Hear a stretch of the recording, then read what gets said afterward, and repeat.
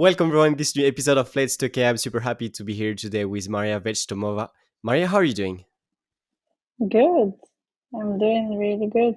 I'm happy to be in your podcast. And I'm very happy to have you on the podcast. I have many questions. We're going to talk a lot about MLOps. So if you're not into MLOps, maybe this is not the right podcast for you. But if you're interested in machine learning, data science, data engineer, the overall data pipeline, I believe that you can get a lot of insight from this conversation. That being said, Maria, for the people who might not know you, could you maybe introduce yourself in a few words? Yes, of course. So I'm Maria. I'm already in data and AI for almost 10 years. And last 7 years, I focus on MLOps, and that's what I like doing the most. And I worked in different roles from data analytics to data science to machine learning engineering and building frameworks that actually make life of data scientists easier is really my passion. Amazing. So I have tons of things we're going to talk about frameworks. You have a very interesting career, unique experiences. Um, but to just start, I always like to ask, what are you trying to achieve today? Whether it's in your current role or on a more broader level, you decide. Yeah, well, I have a lot of plans. So currently, I work as a lead ML engineer and manager ML engineering at Ahold Delhaize. It's one of the largest retail companies in the world. And I have a complex role, I would say. I combine a product manager role with tech lead and also a developer role. Still things hands on, and that's something that I want to keep doing. I think forever because I like it too much. But I also like political side of things. I see it as a game, so I like both pieces of it, which I think is quite unique combination of these skills that you don't see that often. I would say. I don't know where I want my career to go yet, because as I said, I really like the leadership piece, but I also like the development piece, and I want to keep them both. And what role will allow me to do that? Yeah, that's a good question. And next to it, of course, we are busy with Marvelous MLOps. That's initiative that I started together with Pashak and Rafael, and we are doing really good. I think we started that in April 2023, and we are growing our following really crazy. I think, which is amazing, and we get a lot of good feedback from the audience. We share MLOps content 3 times per week or more often on our LinkedIn channel, and I post every day on LinkedIn, and on Substack we have an article that comes out every week. So it's a lot of things going on, and we now also started doing Ask Me Anything Marvelous MLOps. It was our first edition this week, but we will be continuing doing that. I think it's super fun and it helps people. Awesome. Can't wait to ask you further questions on MLOps. Um, a very interesting agenda, and we could also discuss the leadership technical role balance thing. That can be an interesting topic. But all right. So speaking of career, you've kind of introduced, but maybe if we could uh, go back into like the key steps of your career, and you maybe can Yeah, share some insights of each experiences, just to set your background in MLOps and how you got this interest in the field and where it yeah, all started. yeah, definitely. So I started as a data analyst because data science jobs didn't really exist back then. Mm. So I actually was doing data science job most of the time. I was building some churn models and acquisition models for business market for the telecom company in R back then. So R was the language of 10 years ago. But then I moved to another department at the same company, and it was more like a data science department, and we were doing cool things. Back then, we were building our first APIs.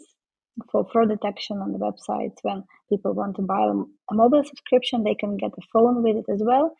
And well, they just can get a phone and not pay for it. So we want to prevent that from happening. And there was no one who could put that model in production. So we kind of turned into machine learning engineers ourselves. And also at the same time, we were developing a tool that allowed data scientists, data analysts to bring whatever they're building in production fast. And we introduced concept of CI/CD pipelines, of version control, of orchestration, monitoring to data analysts and data scientists. It was 7 years ago. I think it was pretty cool because no one was really doing it back then. But we were, and we built a system. I would say it's a MLOps framework. It was a lot of features of it were the same as MLflow currently is functionality wise. So it's actually good to see that someone made it a big product that's successful, and so many ideas are really shared in that sense. So we built that kind of framework back then on a tool called Aster, which was a Teradata product. It was a bad product, but we had servers and we had to use them. So we kind of misused them as a compute. We were triggering some jobs there. And then we moved to Kubernetes native deployments. Kubernetes Elk Stack for monitoring. We had Jenkins for CI/CD pipelines, also Airflow later for orchestration. Then KPN moved to AWS, and we built everything on AWS native tools with SageMaker, step functions, all of that. And well, after that, I moved to another company, and at Alcohol.Hazer, we have Databricks, we are on Azure, and well, pretty much everything is around Databricks, and we use GitHub Actions for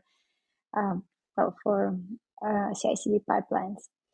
And I think after building this thing all over again so many times, I really see it's not about the tooling. You can build it with anything, and it's really about how to tie these pieces together and how to convince people that it is what is needed.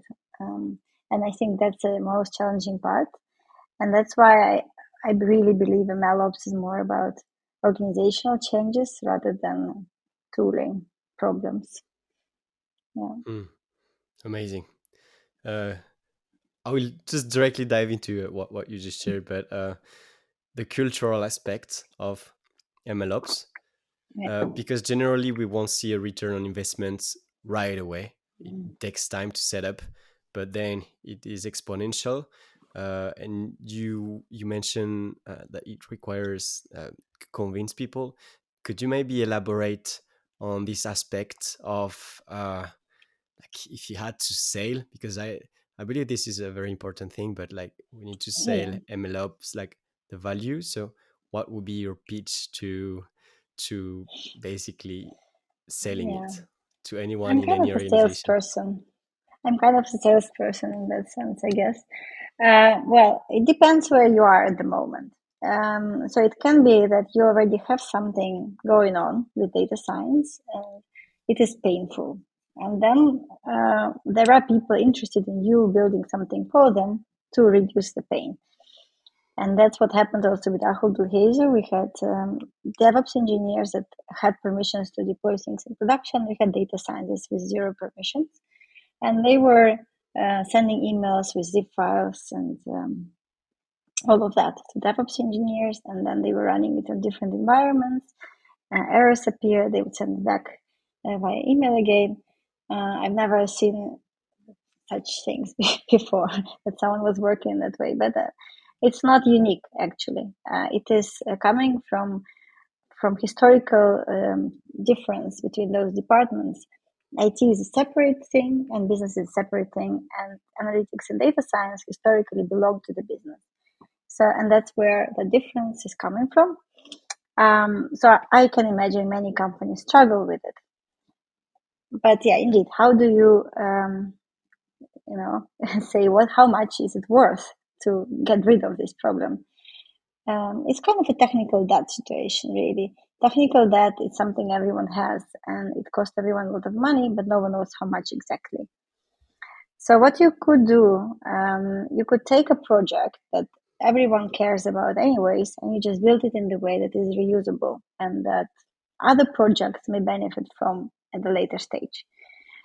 No one would care really if it takes 1 or 2 months longer to build it, if it's really important thing to build. You just build it that way. Don't really tell you're building the MLOps way. I mean, don't talk about it. Just build it. And then when you build it, you can say, look, the next project, by the way, we developed in 1 month instead of 9 months. So the difference of 8 months times the value of the project per month is something that we say it's the value of the MLOps framework that we built. The same goes for every next project, and that's what we need to communicate. We need to talk about everywhere as much as possible. And it's really about evangelizing the whole idea, really. So you want everyone to know about it, ideally. And also at the same time, if you happen to have to save some costs, and often you save some costs because no one has looked at all deployments probably, and whether it's really running optimally, it can be done cheaper most likely. And then you also say, well, by the way, I also saved money here. So, and then ideally, if you want to grow your team as well, because if it's like a shadow initiative, you probably only have few people to work on it. But if you want to really build a platform, you need people.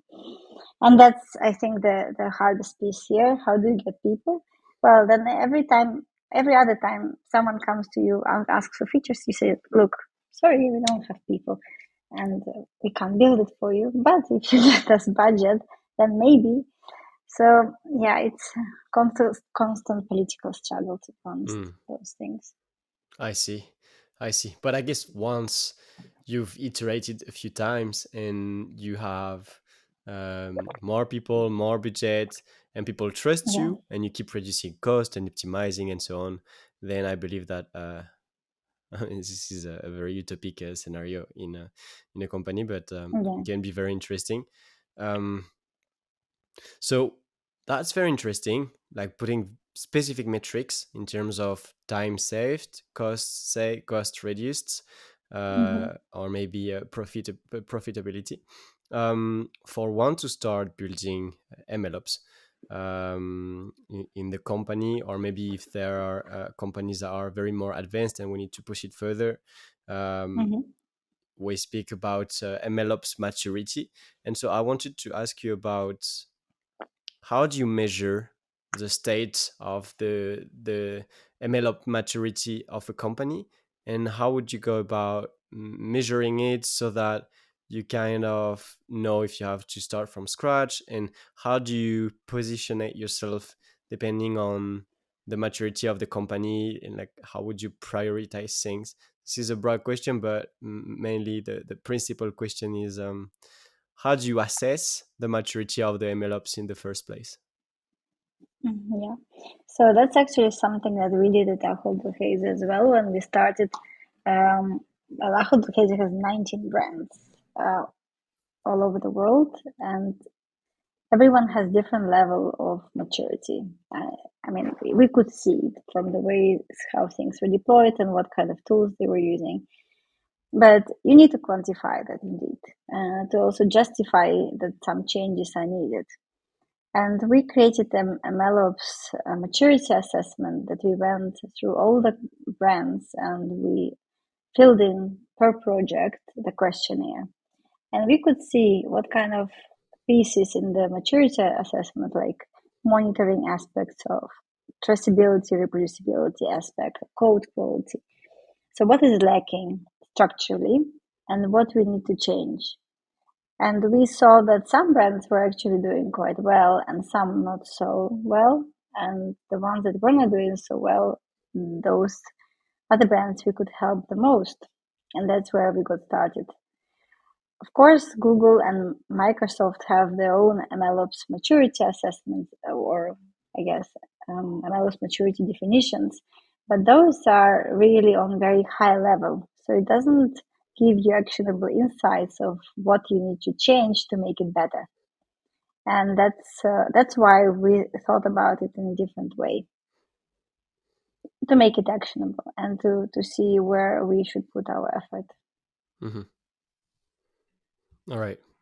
Um, and so if I'm not mistaken, so if you arrive, you mentioned that you assess different companies, and for example, some of them were had not a great maturity in terms of their MLOps systems, but like doing these assessments.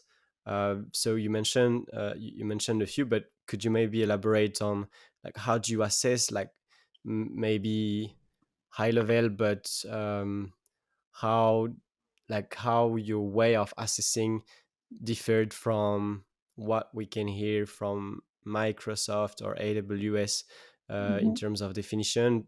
Like, how do you go about like what are you really looking for based Yeah. on your framework? So in our MLOps maturity assessment, we have some core pieces like documentation. For example, we go and check, do you have documentation of why that exact model was chosen and not some other model? Justification of the choice. Do you have a definition of your software architecture? So how does the whole deployment framework look like? Do you have documentation um, of your metrics that you want to monitor? So what does business care about? What are your KPIs? Have you documented that? When we look at the code quality, we check: do you have pre-commit hooks in place, for example? Do you have CI/CD pipelines? So if you have CI pipelines, do you have unit tests there? What is unit test coverage? Do you have pull request systems that people have to review the code before it can be merged somewhere? And also, when you merge, do you ensure that there are at least so many reviewers and that all the tests have passed?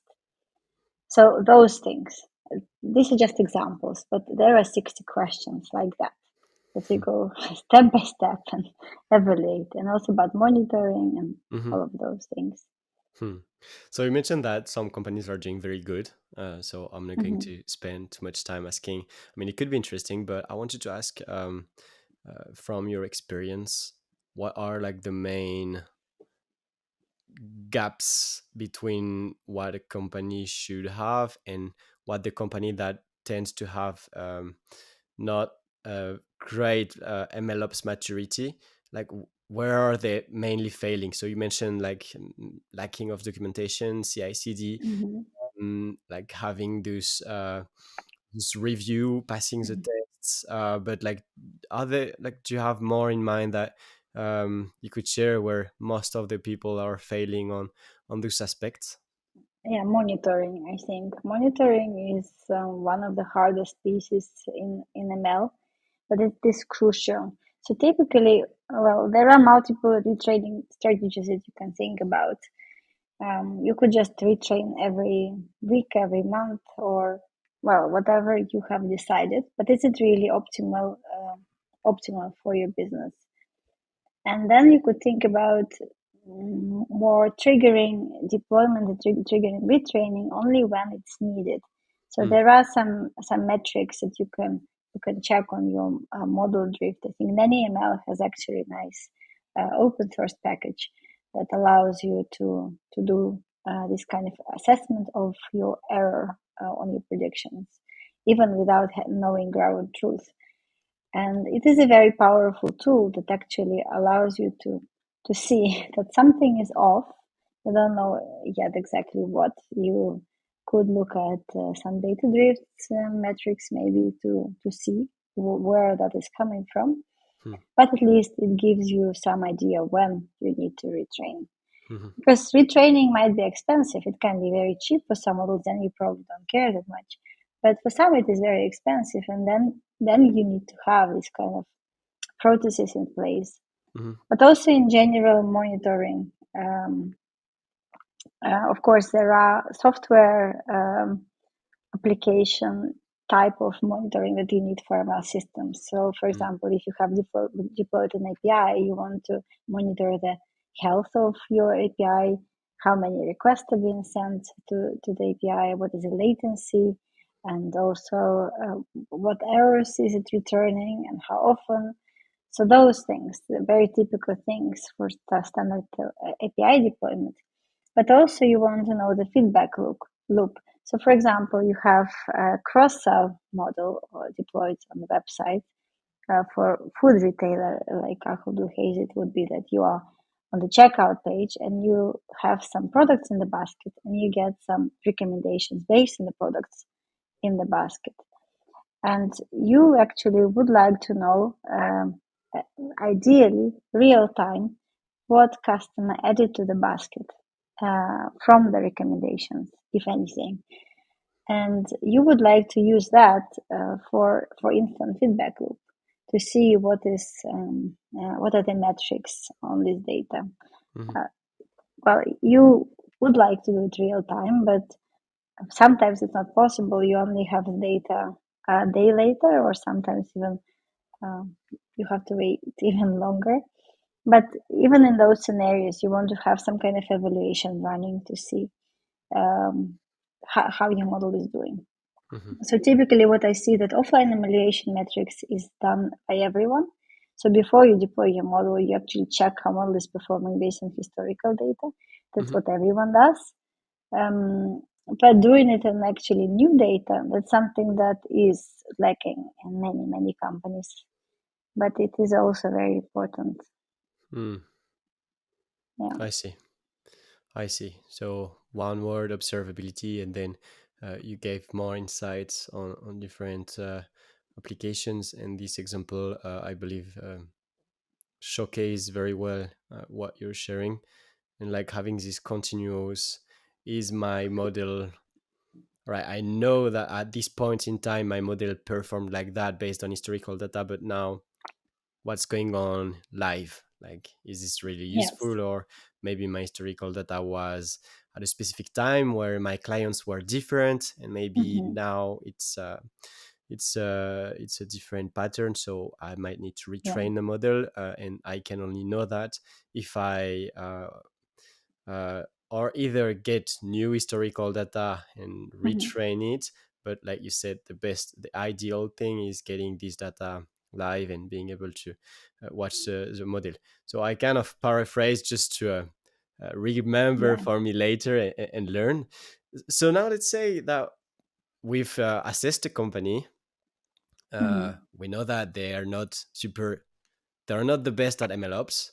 How do you go about explaining to someone, all right, these are going to be the first action that you're going to take based on your specific problems? So I assume Mm-hmm. that this is a broad question. I mean, I understand that this is a broad question, but do you have kind of a framework or a way to go to kind of um, assess the next steps of, we know how it looks like, here is what you need to improve, how you're going to improve it? Mm-hmm. Well, I think it really depends on where you can help in the easiest way. So, for example, you might not have central monitoring framework or something like that. Hmm. So you could only, I guess, do monitoring ad hoc for some of the use cases. It's better than having nothing, but it's still not really optimal.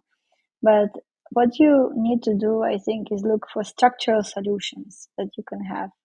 So, in my opinion, the most underestimated thing that you can do is having standardized CI/CD pipelines for model deployments. And well, everyone is doing pretty much the same thing. There is nothing special in ML deployments. There are maybe 2 or 3 different types of deployments that you have within the organization, and they are very easy to standardize. So it doesn't make any sense to reinvent the wheel, and everyone can just use them. And you want to make it very easy to use because just having CI/CD pipeline is not enough. So what actually makes a difference is that whenever someone creates a repository, that the repository gets permissions to deploy, and it can be done in different ways. Like, well, it would be different on different system and depending on what kind of cloud infrastructure you have, but it is possible. It is possible to automate that. That at the moment that repository gets created, you give it permissions to access certain systems.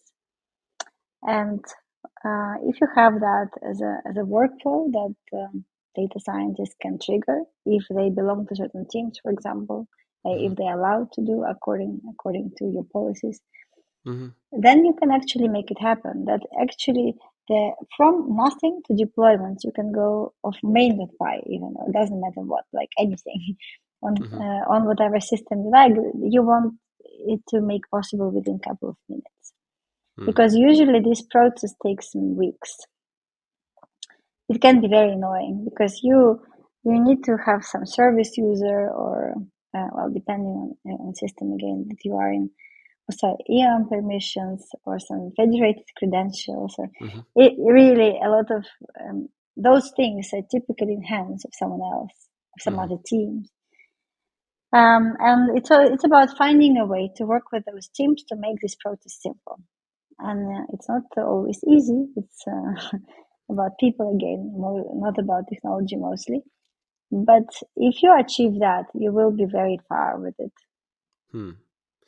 Right. See, it's like you said at the beginning. It really needs to be a cultural pivot, and like Yeah. everyone needs to get on board, because if not, some people are going to be left behind, and that create conflicts.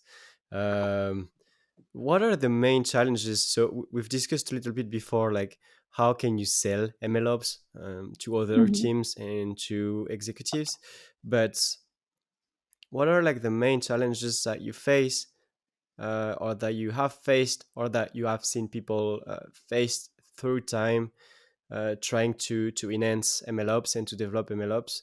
Like, what are the main challenges in terms of negotiations, or implementing it in the company, or convincing another department that this is the right way to do it and this is why? Do you have some examples for us? Yeah, it is. It is a very hard thing, and I don't think there is a unique recipe for it. Hmm. Um, yeah, there is no unique recipe, but usually, if some things are not going smooth, people are not happy, right? Someone is not happy about it. Probably the team that gets bothered all the time because data scientists need to deploy something, or data scientists that they have to ask someone to do that, not happy. So there is unhappiness in the air, and you want to utilize it, and say, well, I can solve the problem, but I need permissions, obviously, to do that. Some kind of permissions, and well, whether you get them or not, I guess it depends on how big the pain is and how ready the management is of those teams. Because you don't know what kind of person you come across, right? Hmm. Um, yeah, someone people don't like to give power away. Some people don't, and yeah, if you have this kind of personality, then you will have hard time probably. Hmm. I see. Embracing change. It is not easy for anyone, No. and so it might be a. Um, I can understand. I would like to ask you a little bit more about Marvelous MLOps.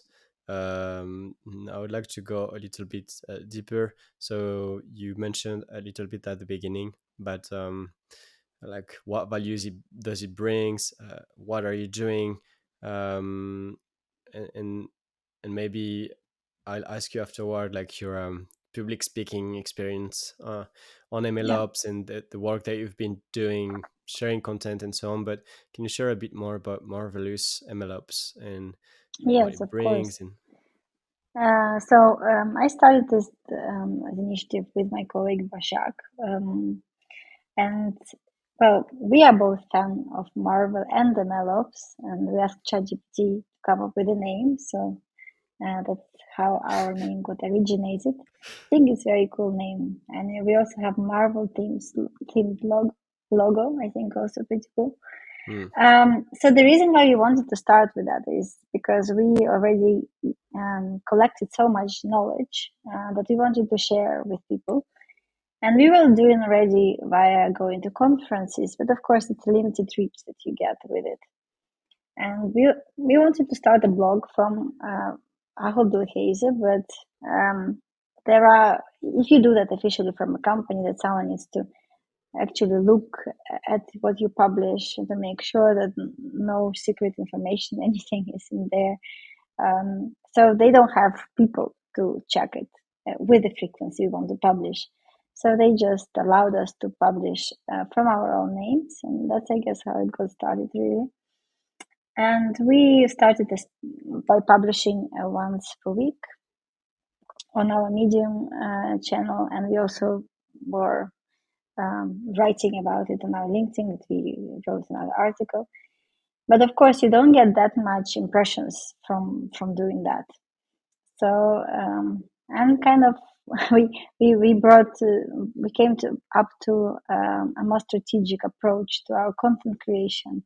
Started so I started posting every day, and on Marvelous MLOps we also started posting 3 times a week, and also Raphael joined us and really helped us to create another view on this content creation adventure that we have. And Hmm. I think, yeah, we are doing really good with it. And I think the information that we share is very valuable, because it's very hard to find the experience from people that actually doing it Hmm. hands-on every day. Hmm. And with so we have experienced a lot of different tools as well.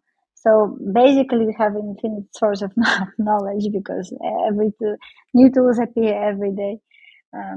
So I think it's just, you can write about so many things about the MLOps, things around the MLOps, careers, about MLOps resources. People love this kind of content. Because a lot of people want to get into this, and I think MLOps is just getting started. It will become bigger and bigger, especially with this Gen AI hype. Yeah. MLOps will be changed because of that. New tools will be needed to accommodate for LLM's needs. But in general, MLOps is there to stay, in order to be bigger. And there are two types of um, profiles that want to get into MLOps from what I've seen. It's either Hmm. software engineers that want to learn about ML, or data scientists that want to that see that they are quite limited if they don't put things in production themselves. And basically the same story that I had, I guess. And yeah, I think it's very interesting, nice field to be in. Very exciting. And It it's is. very cool to connect to so many amazing people on LinkedIn. I have conversations daily with people in DMs and in comments. It's super cool. It really feels like we are creating a community. Hmm. Can you elaborate maybe a little bit on that? Like, how did you start with public speaking? Because I believe that you also do some public speaking, and also Yeah. like how did you start this journey of creating online and connecting with others based on what you're building or what you're learning and your experience? Like, how did it Mhm. all started, and why should people consider publishing their work, sharing their thoughts, trying to document and share a little bit their journey? Why can it be beneficial for one's career? Yeah. So I think that so for me, why I in general like to share with people, I guess it comes from my family. My parents are both PhD in math, and they teach students in university. And well, basically, my whole family is teachers. So I guess it's just in me to also do that, and to educate people. Hmm. And well, I just like doing that. And I think public speaking comes from it. I always liked doing that. Now I do it more than previously. And I think the content creation is extension of it. Because just by public speaking, you only reach certain audience. But by being active on social media, you reach much bigger audience. And if you really want to promote what you're doing, you need to become your own brand. That's just what I believe in. I don't think there is any other way. And well, I think it's also great to be inspiration for others. I'm happy if my story inspires others to do that. And in general, content creation, I think it really helps to put your thoughts straight, because you have to document things you do anyways, and you're probably kind of lax about doing that. Well, Hmm. everyone is who likes documenting things, right? Hmm. But if you write about it for a bigger audience and you get impressions and likes, it kind of motivates you to do it better. Um, Yeah. so I think it has its advantages because of that. And you help also people. People can learn from you. I really like that. So I really think everyone who likes writing should consider doing that. Hmm.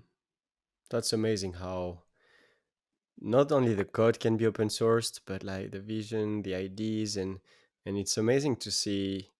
Like this is something I personally experienced, where just looking at long chain LLMs implementation on specific use cases with like different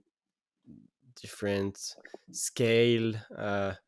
It's fascinating just to see how fast YouTube tutorials, GitHub repos, like if I think about like AutoGPT or Baby AGI Mm. or like some open source things that just enhance the power of LLMs to like do crazy things.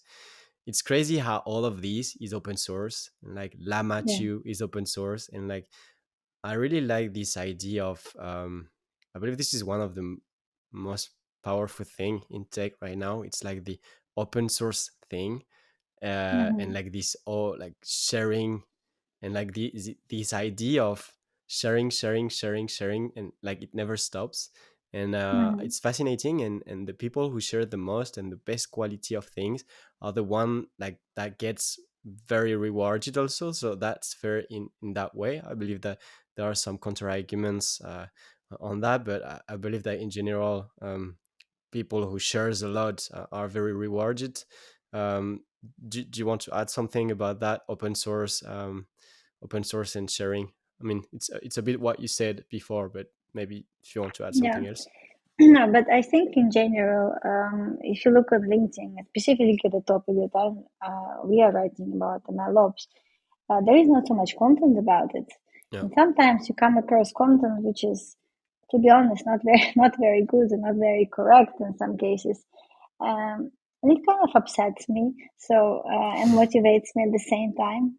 So, yeah. So yeah, and I think if we publish every day and we write every day and we get more reach, I think better content gets more reach, which is better for everyone. Hmm. Yeah. Right, which is well, if we're speaking of LinkedIn, this is the role of LinkedIn to have good algorithms that will push the good content. um, and like, I mean, it's a community responsibility, and the algorithm that needs to assess the quality content and make it pop. So that's very interesting. I would like to go a little bit in the tech side. So you've built MLOps systems end to end with like many applications on like including on platforms like Azure, AWS, but I know you've built on something else. So can you share a little bit about these implementations and how it Hmm. evolves based on the technology you are using, and like how through time you mentioned right before that it is not about the tool, it is about the concepts and what you're trying to Hmm. achieve. um, Yeah. that being said, you've built it. I mean, you have expensive knowledge on AWS and Azure and more Hmm. tools. So like what have you learned through this journey of Yeah. using all these tools? So I think that MLOps really is about the idea of traceability and reproducibility.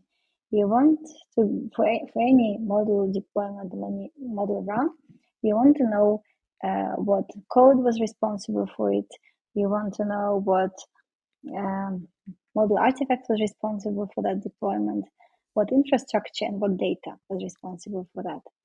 So just coming from this idea, you already need to have CI/CD, you need to have version control, you need to have some orchestration system, you need to have some compute serving environment and monitoring in place.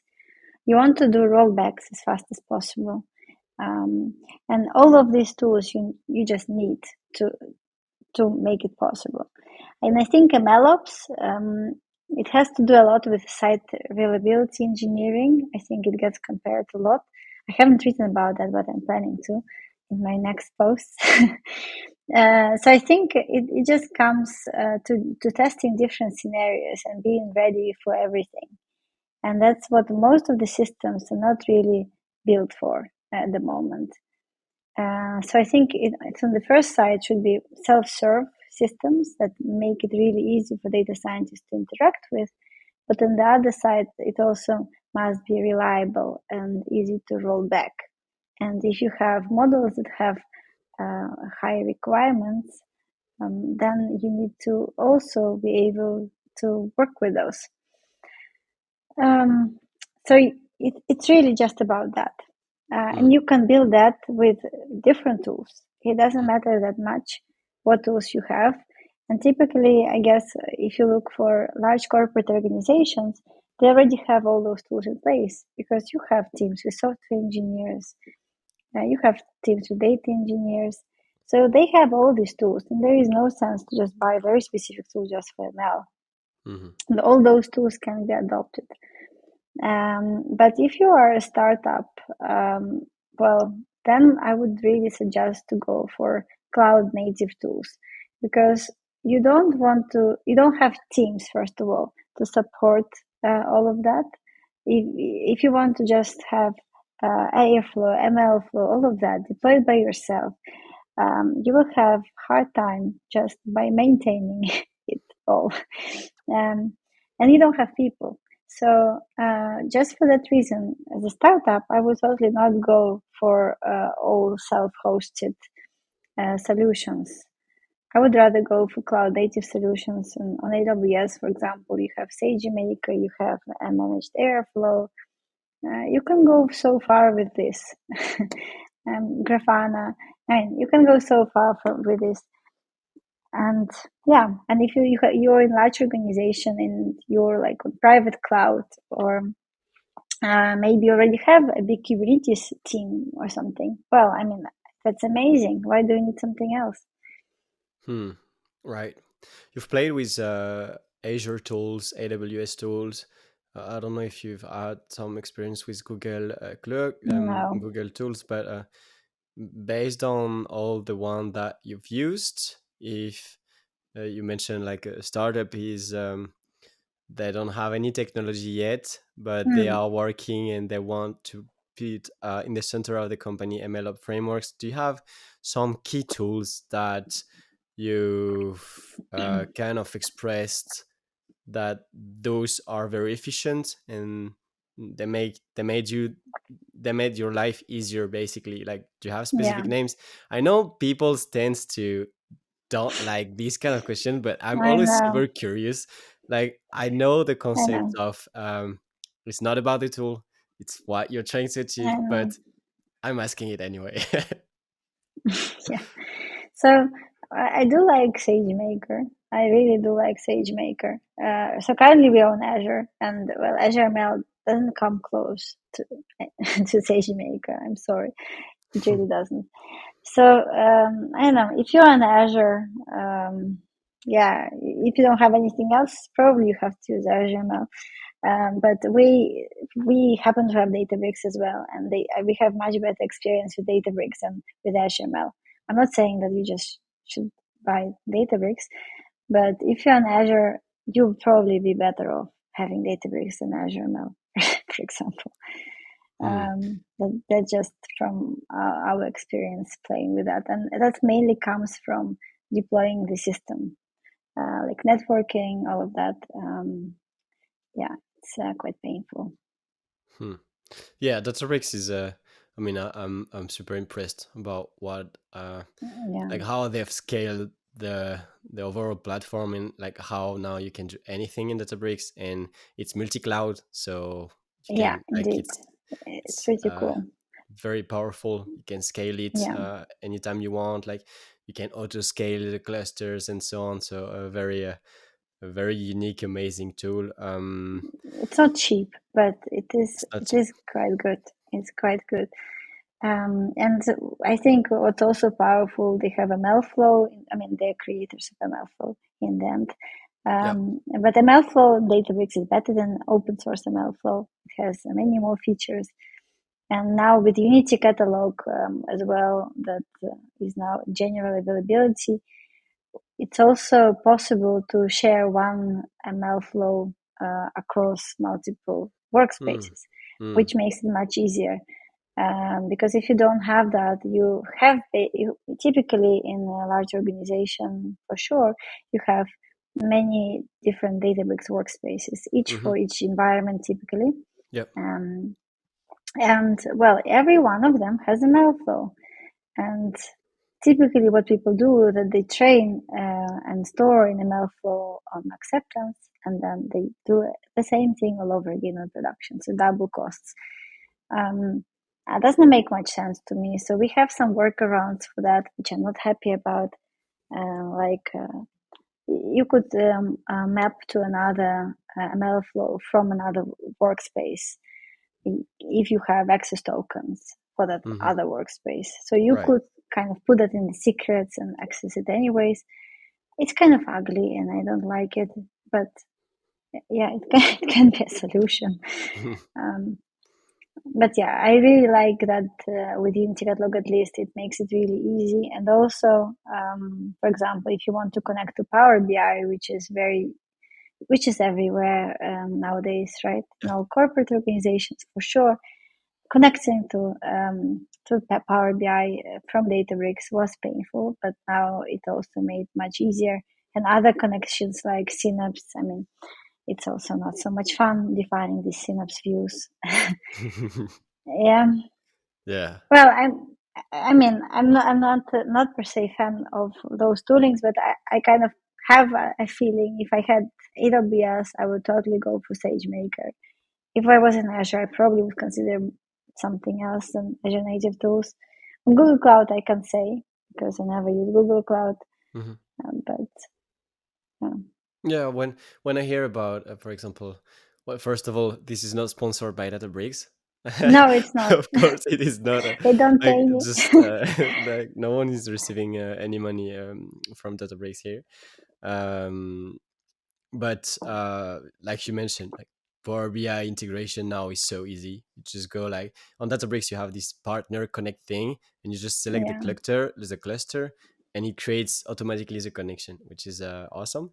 And so AWS, well, there is Data Factory in Azure that I Oh think yeah. we could compare to Airflow, but No, I don't think so. No, no, Data Factory is no. I really strongly dislike it. all right.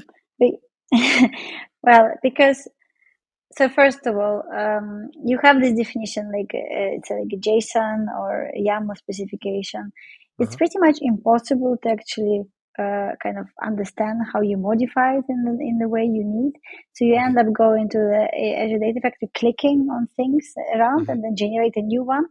And then there is no proper syncing with repositories. I mean, it has native support for Azure DevOps, but I mean, if you have something else, then you have a problem. Mm. Because they accept person access tokens or things like that, but it's not a proper way of automation Hmm. at all. Right. So to properly automate things, it will be very hard for you. And yeah, just the whole interface, not a fan. I kind of like Airflow. I think the whole Pythonic way of defining things is quite Hmm. nice. Hmm. But you could argue that other tools like Metaflow or Kubeflow do it even better. Mm. Awesome. That's noted. I would like to ask you some question on the tech side. We already introduced a little bit, but first of all, I want to come back to what you said earlier. Um, you want to grow your career, Hmm. both on the politics side, which any points in careers um, around this field, like ones have to like kind of decide. And so you mentioned that you're interested in both. Yeah. How do you deal with that? And like, how do you have you find some notes, like some ideas of how one can uh, combine both and stay technical through their career, but also being into like the management, more politics side? Yeah. Ah, it's complicated. I don't think you can ever properly combine it, to be honest. But yeah, I still kind of manage it, I guess. I guess. Uh, no, I think it's really more about where your passion is. I guess I'm not sure whether I'm entirely correct in this, but I have a feeling that if people decide just to go for leadership and stop coding, they just don't like coding enough. That's what I think. But yeah, I don't know. I just like it too much, Hmm. and that's why I struggle, I guess, Hmm. currently. Do you have do you believe that some people in leadership that don't have enough understanding of code can be a problem for the team Yeah, they're managing? Like, yeah, do you, definitely. could you elaborate on that? So I think there are multiple types of leadership. I've seen people go into architect positions and the people going into more like product management position or people management. It's like basically three types Yeah. of Hmm. development that you see. And all of them don't really code much or Hmm. not at all. So for architect, it is very dangerous. I Right. think especially dangerous because they make architectural decisions on things. And if they don't code, well, the field is developing so fast, you're never going to be able to make good decisions on things you have not tried yourself. Right. So, yeah, I think the architect position is very controversial. From what I've seen, there are some good architects I've seen that code actually, but the ones that don't code tend to be not that good. Yeah. But like this is all right. So from my perspective, nowadays, um, all the companies are becoming like technical companies at some level, Yeah. at some extent. And it's like, and like we're competing, and so like the rise of AI, like this famous sentence, like the rise of AI is going to whatever. Um, so I'm seeing that in terms of now we're competing with better technical company, not in technical fields necessarily. And Mm-hmm. if someone is going to take decisions, the best decisions, it needs to be someone that at least understands state of the art. Maybe not have played with tools, but know what's Mm-hmm. going on and like have a clear big picture of what's going on.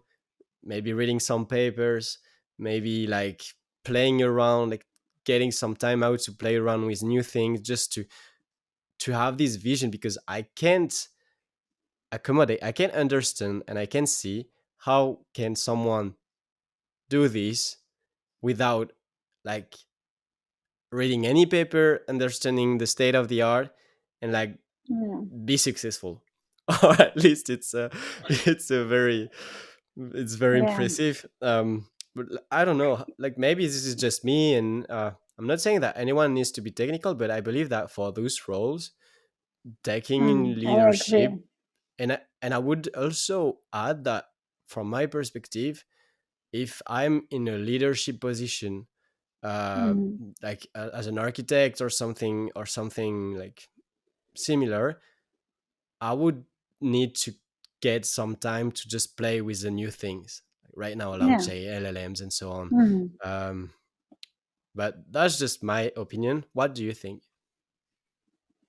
Well, I've seen managers taking bad technical decisions because they're not technical enough. So I think, well, that's just my personal opinion that you did need to stay technical in a sort of way. But that's just a tendency that you see that people stop doing that. Maybe not everyone, maybe some still code, but the ones that I'm seeing. And for some reason, non-technical companies actually prefer managers that have management experience but not technical experience.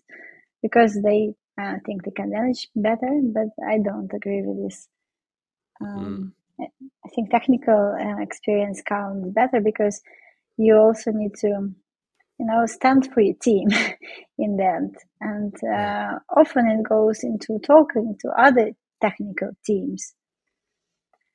Well, I think these roles are also so mixed in different organizations. So, Right. Right. Yeah, I believe that it also add noise, like add yeah. bias, because if you have a specific problem and the person who knows the problem, even though we can describe the problem with non-technical terms, but like Mm-hmm. having a clear picture on what's going on, if that kind of details, not technical details, but like the details that are important based on the problem are lost because the Mm-hmm. person that is going to communicate this detail to stakeholders or the executives roles are losing some Mm-hmm. details, then it loses of Yeah. the importance of the problem, and then that create miscommunication, and well, it does have an impact. um, Mm-hmm. I also don't really like the separation between business and technical. I don't really Yeah. like this segment on like putting tags on people, because I believe that someone Mm-hmm. can understand technically things, but can be great at solving some specific business problem, or having a business perspective on things. So that's also one thing that I can see sometimes, and that to me doesn't benefit the overall goal of what we're trying Mm-hmm. to achieve as a company in general. Do you want to react on that? No, I think I agree. This kind of labels is probably not the best thing you can do. But yeah, I mean, you have to have some kind of structure, and I Mm-hmm. guess that is coming from need for the structure. But in the end, it's all about people. I think it needs to be the person that can see the full picture. And well, sometimes I also had a manager who wasn't exactly technical, but he was very good. So Mm, yeah. awesome. I have three more questions. We're kind of at the end of the episode. The first one is, do you have tips for anyone who is at the beginning of their journey on MLOps, but also some other people out there that are more advanced in MLOps? Like, do you have tips to push their careers forward? Well, I think for the ones who are starting with their career, it's quite tough time, I would say, because there are so many juniors on the market, but so little seniors on the market, and it makes it very competitive for them. Mm, Um, yeah, it's just how the market is at the moment. mhm, And I think if you really want to go into MLOps, it might be also not that bad idea just to go into software development for some time, or doing data science, because you need both anyways. mm, Um, and in all organizations, it kind of emerges. Because if you're just software developer, you will have to do something with AI anyways, because someone is deploying something with AI. mhm, So I think it's all also interconnected. So you don't really need to look for specific titles. Um, well, any title around it probably would be okay, and you will understand also better what you like, what you don't like, because it's very hard to judge from outside. mhm, But then the ones who are more advanced but want to get into MLOps, I guess, if you're a data scientist, software engineer, well, I guess you need to team up with other people that have the skills that you don't and learn from them. So, for example, if you're a software engineer willing to do more MLOps, then team up with data scientists. They would really appreciate your help because they lack your knowledge, and the other way around. So, yeah, really teaming up with people, coming up with a project that you can work together on.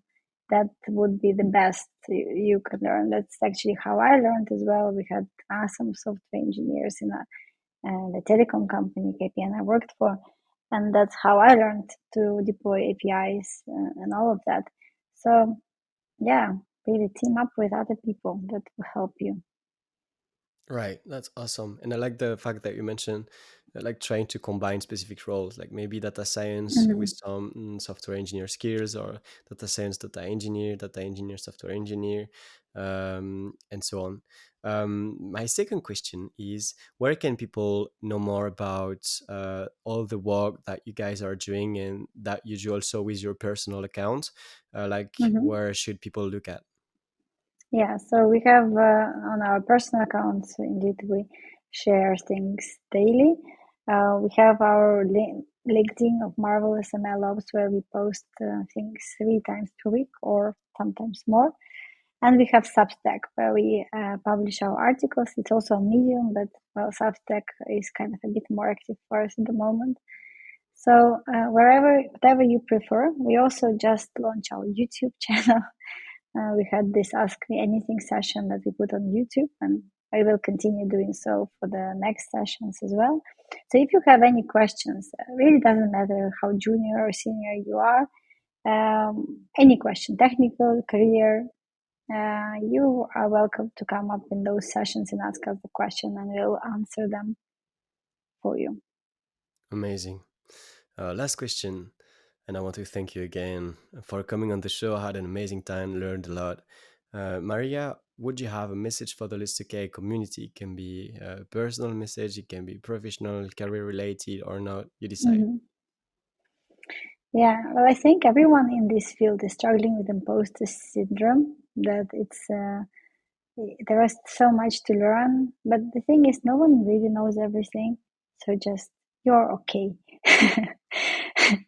Yeah, you cannot learn all of it, and yeah, I just accept how things are, and your knowledge is valuable, anyways. Awesome. Thanks a lot, and I wish you to have a wonderful day. Yes, you too. Bye bye.